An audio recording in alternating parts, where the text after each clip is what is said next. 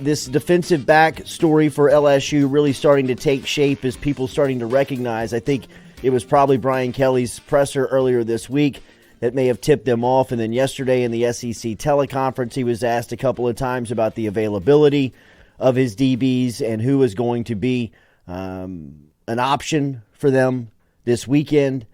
So this is something that we're going to continue to monitor and really kind of find, as one of the top stories going into this game next week is what LSU and how they're going to figure out this defensive backfield room. I say that these types of scenarios where really it feels almost like a one-game deal. I'm not even kind of thinking of LSU as far as the back end of the season goes.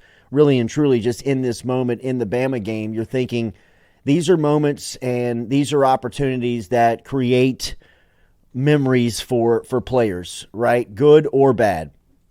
And whether they know it now or not, someone who has not had a major role on this team, someone who has not played significant amount of snaps, is about to get a great opportunity presented to them next Saturday night.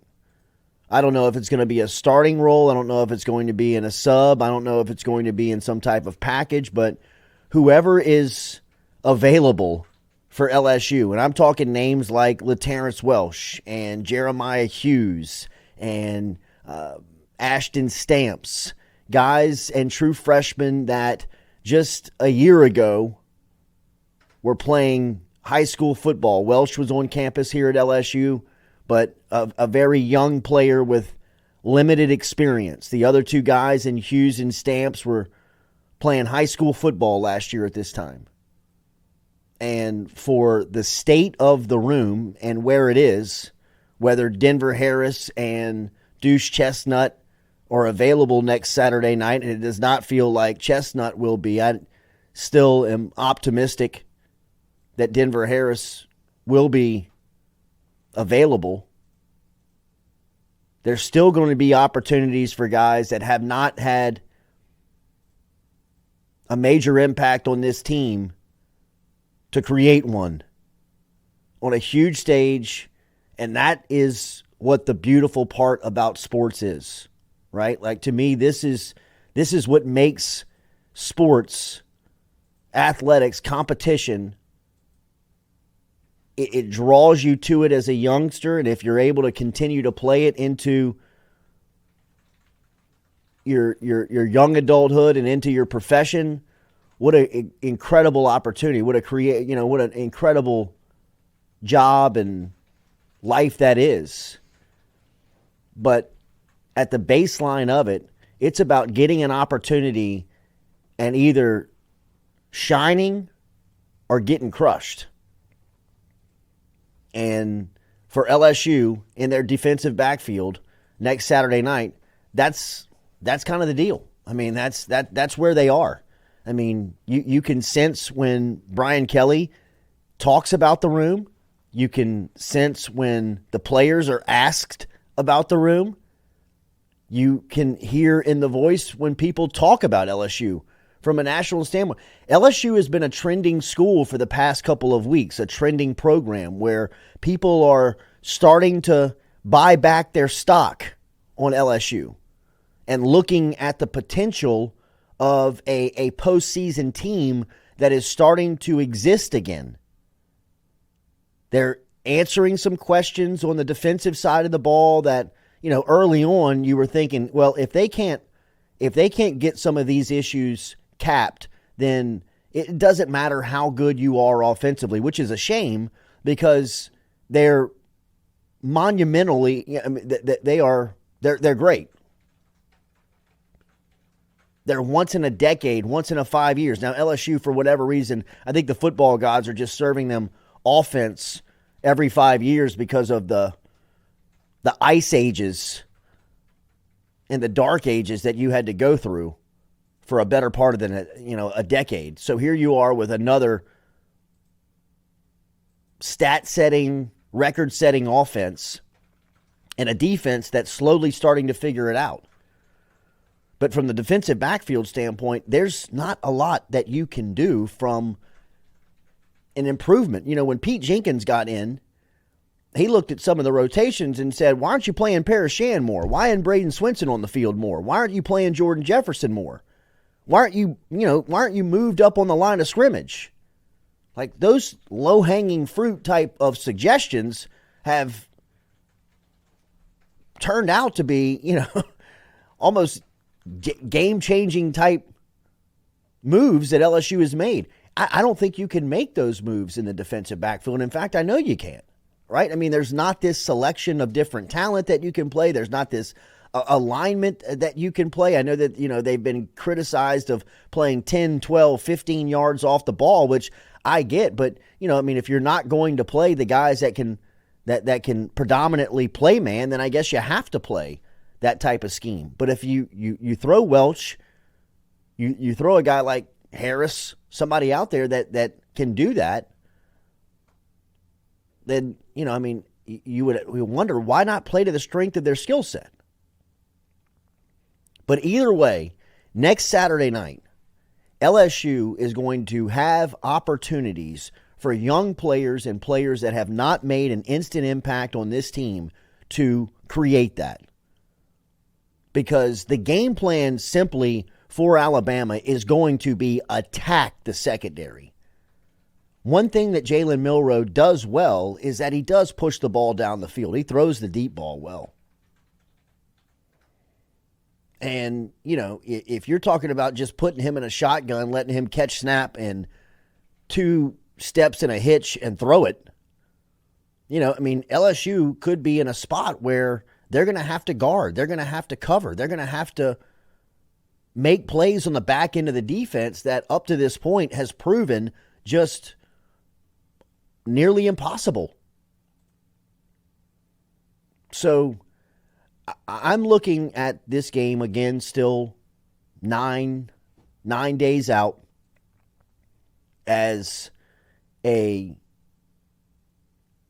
great opportunity for players that have either not played at all, or much. I mean, I think Jeremiah Hughes has logged 8 snaps. He could get extended playing time for the first time all season on the road versus Bama. Jeremiah Hughes has 37 snaps in 8 games. With Terrence Welsh is the most with redshirt freshman Terrence Welsh has logged the most snaps this season of anybody not named Sage Ryan. So it feels like those might be at least one of the twos you're going to go with. You're going to have to. I mean, like that's where they are. I think that's they're at a point of desperation where, it's down to the bodies that are just there. Well, and that's what he said in the presser, right? Where it kind of felt like we're going to roll with who's here.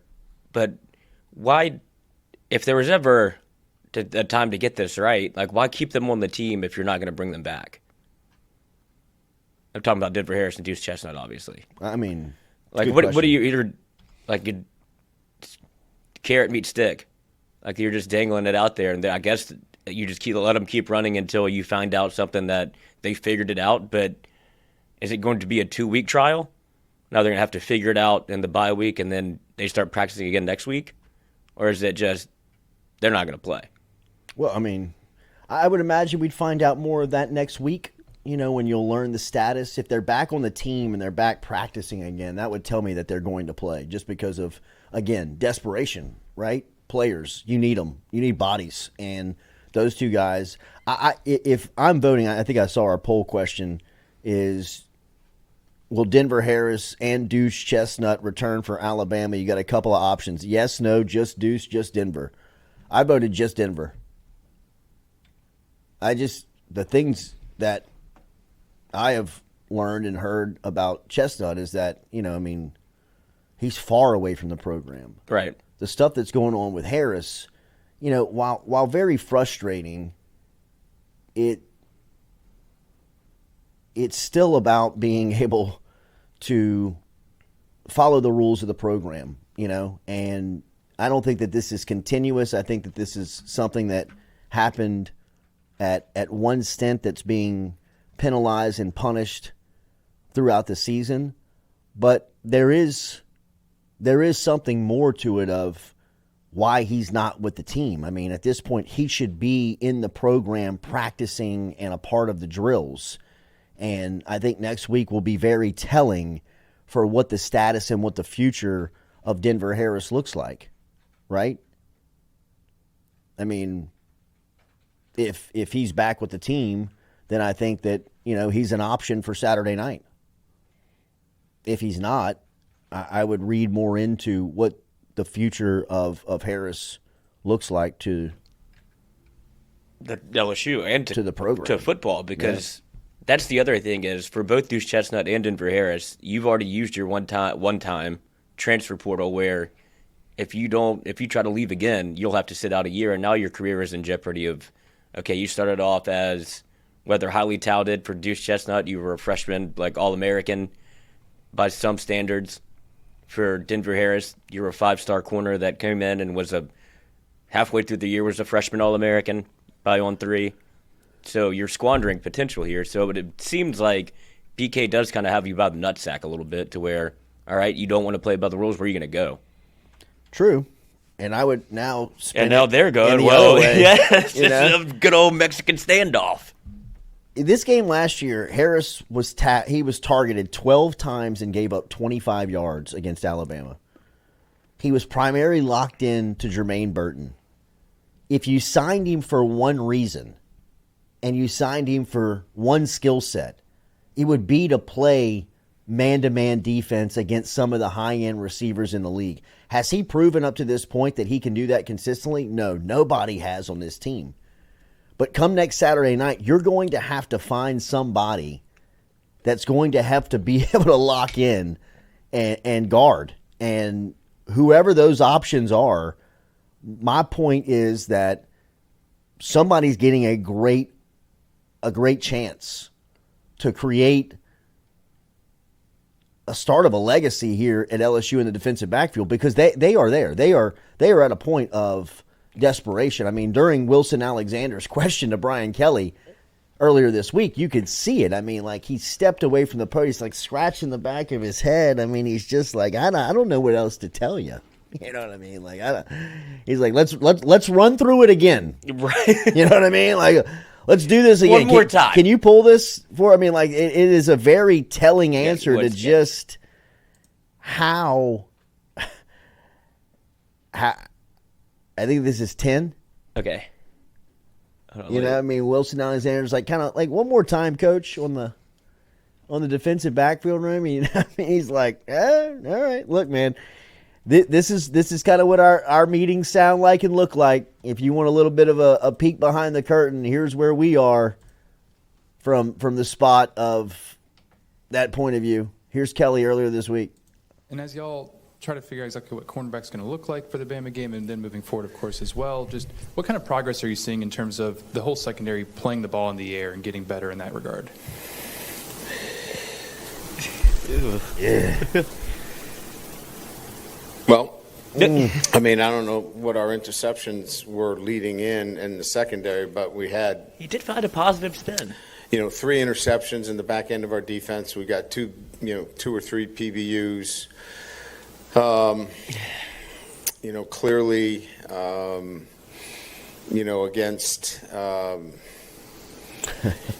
Auburn, we played really good pass defense. And then Missouri, we had, a couple of interceptions there. So I think since we've settled on a structure defensively, I think we've seen the progress necessary to say that we're playing the ball much better in the air and we're making the kind of progress necessary. And we're going to have to be in that realm to continue the kind of success that we want to have. Our safeties are going to have to make plays and our corners are going to have to continue to make plays. I mean, is Andre Sam your best DB right now? No fun. Yes, absolutely. No, that was not fun. But, yeah. I mean, Andre Sam is. Because is he the only anybody else? Harold Perkins has an interception. Andre Sam had Major Burns. Multiple.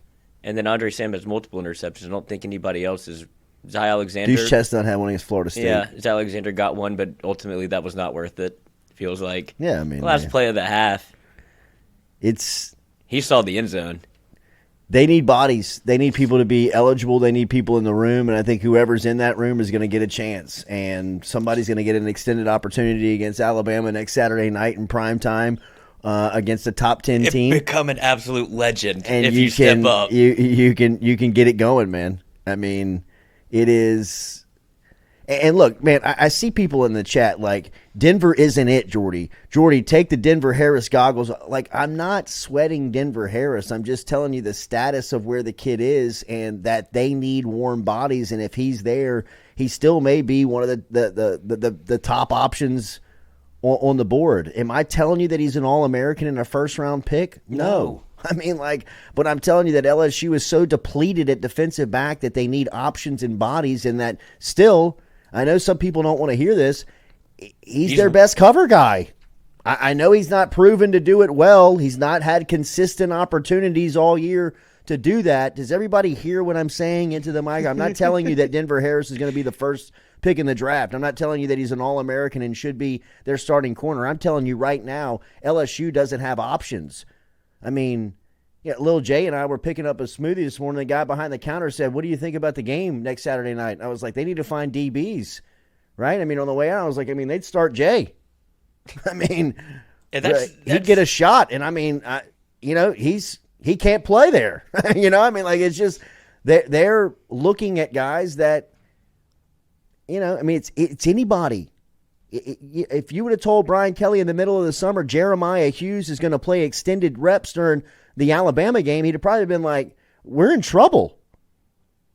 You're in big trouble. And that's nothing on Hughes, but it's a big spot for a true freshman. Same for Ashton Stamps.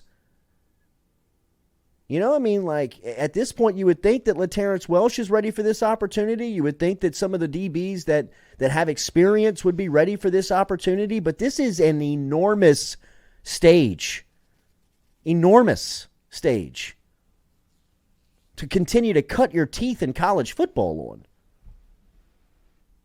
So, that's why they look at guys like Sage Ryan and they're like, man, you've just played so much football and seen the venues, and he hadn't played that much. That he's the experienced guy out there. Well, certainly hasn't played that much at this position. He came in as a safety.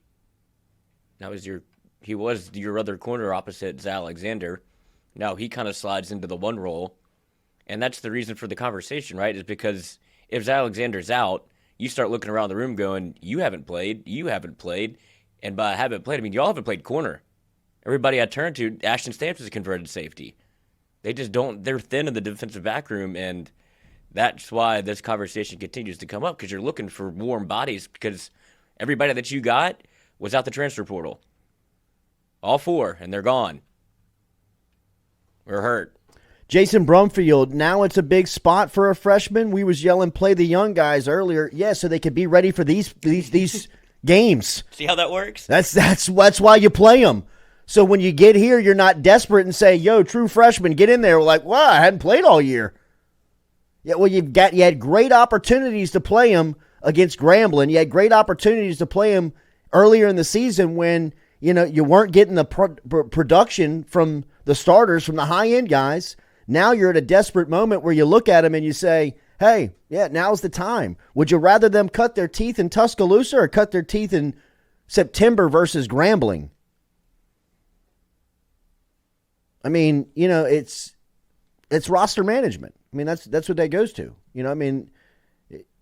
They probably thought that they were going to have a chance to redshirt Hughes. It definitely seemed like that for Taviano. Right? For as much as we saw Taviano during the spring, early on in the season, you didn't see glimpses of him. By the fifth game of the year, you're thinking, okay, he's a redshirt. And now they're talking about him as he could be a starter. You think they would have liked to develop him earlier on in the season? So, yeah, look, at this point, you have to play the young guys. We were screaming, play the young guys early in the year so you could have them ready for this stretch. And you're looking around for talent. And for the whole reason I mentioned the transfer portal is because Stewart put this together. LSU Louisiana signees at quarterback since 2019. Derek Stingley, Greg Brooks as a 2019 as a transfer in 2022, LaTerrence Welch, Ryan Robertson, Ashton Stamps, and then the rest are 2024 commits. So that is 2, 4, 5 since 2019. Yeah, I mean, numbers don't lie. I mean, like, yeah, it's they're in a spot. I mean, you know, we've talked about this. They're in a predicament at defensive back. I mean, they have got to either make a commitment to a recruiting plan, and they just can't keep living off the transfer portal. You know, I mean, you put all of your stock into the transfer portal in the off season, and you're going into the biggest game of the season, and all 4 of them are sitting in a state of limbo. Like it looks like you're not going to have any of them. J.K. Johnson hurt, Zy Alexander hurt, Deuce Chestnut, Denver Harris not with the team. I mean, that's why you're looking at Stamps, looking at Welsh, looking at Hughes, looking at these guys and saying, you're up.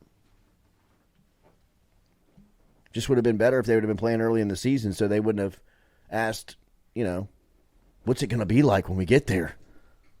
Right, and I guess you were trying to still find a rotation of who the best guy is. And it felt like, what was it? Was it Stamps that came in and got a start against Ole Miss? Stamps and Welsh. And Welsh both got they played, at least it seemed like they played a bit more of a style that was a little bit more attacking. It didn't feel like they knew what they were doing very much, but at least they played hard, which is something that you were out there trying to tackle. And it felt like LSU had kind of figured it out. Like you have to give, from what Brian Kelly said, you could see that they had kind of settled in on a plan. They had a structure of what they wanted to do defensively. And honestly, I thought their best look was against Missouri whenever you had, or no, not Missouri. It was when did Denver Harris last play when he was coming in? Auburn. I thought that was their best look whenever he came in. And you could see his obvious passing downs, and he played on the wide side of the field, and he played man coverage, and you kind of felt like you knew what you were doing a little bit. Now you're kind of back to square one. Somebody's going to have a great chance next Saturday night. Absolutely. I mean, like, really and truly. I mean, if you're a competitor, you live for this. Oh, yeah. I mean, this is what you live for, man. I mean, somebody's going to get a chance to make a huge name next Saturday night, and I'm pulling for him, man. Thanks for tuning in to our premium LSU content right here on YouTube. If you want more of it, subscribe below.